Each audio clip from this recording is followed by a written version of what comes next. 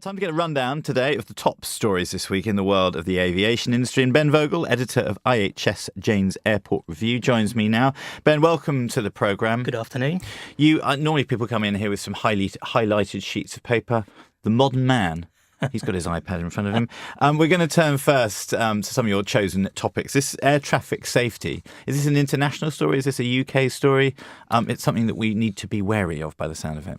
I think so, yes. I mean, everyone knows about the disappearance and presumed crash of Malaysian Airlines flight mh370 a couple of months ago now.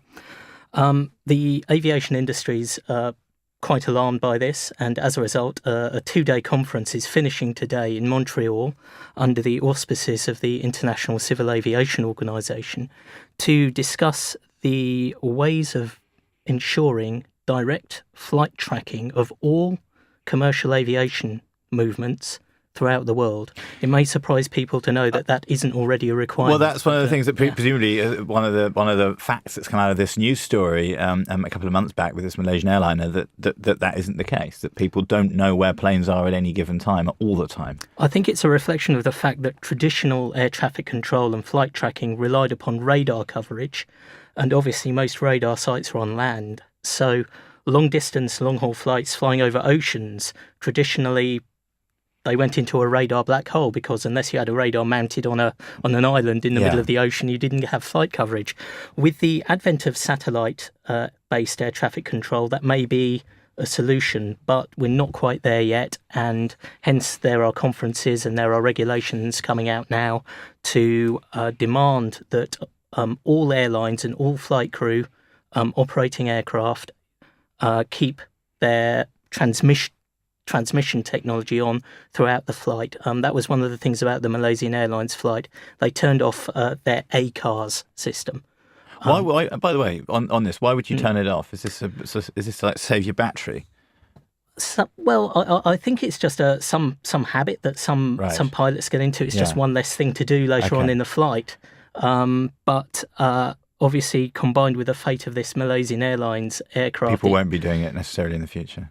Possibly not. Yeah. And how do you envisage this this conference going on in Montreal?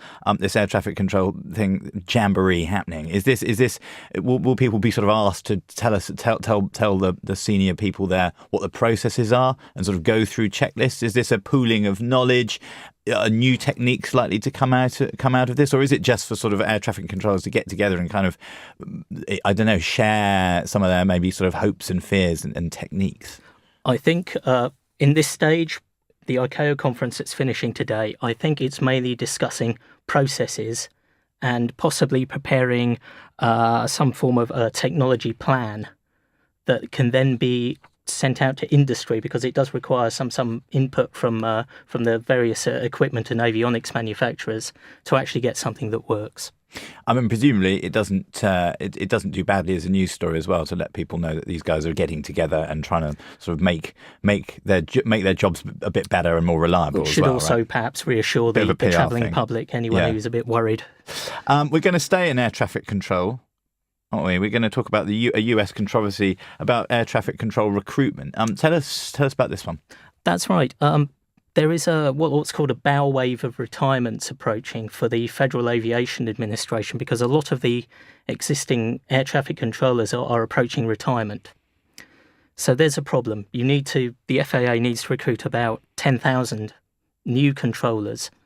And recently, in February, the FAA decided to change its recruitment policy to perhaps broaden it out a bit. They call it off the street. The hiring policy. However, because of the relaxed requirements for controller recruitment, this has offended some of the people who are already in the scheme, and they've taken to the courts to challenge the FAA's direction. So they're letting people that aren't 6 foot tall become a policeman? In a manner of speaking, yes. Okay, yes. And presumably this is the thing. I mean, what's the recruitment drive? I wonder if you have any idea of what that recruitment drive is like. It might be said that not many people grow up wanting to be an air traffic controller, or do they? I don't think many people grow up wanting to be an air traffic controller, but there was a policy to try and attract people who are at college in the US, so people with enough university education. to train as air traffic controllers after they graduate, and even during their course, as a way of finding employment after they graduate. This is a problem because assuming that the challenge succeeds, the FAA would be, in a sense, back to square one, but they'd still be faced with this problem. They still need 10,000 people. I mean, it's and this is a phenomenally responsible job. Presumably, there's a lot of maths involved. Important. Presumably, yeah, and then presumably it's a very unionised job as well. And presumably, it's the kind of thing where people need to take a lot of breaks. The working environment for air traffic controllers is exceptionally controlled. So it's a tough one. It's a safety critical job. Is there presumably is an argument or a discussion in the aviation press that this should have been thought of a long time ago to fill this gap that suddenly is gaping?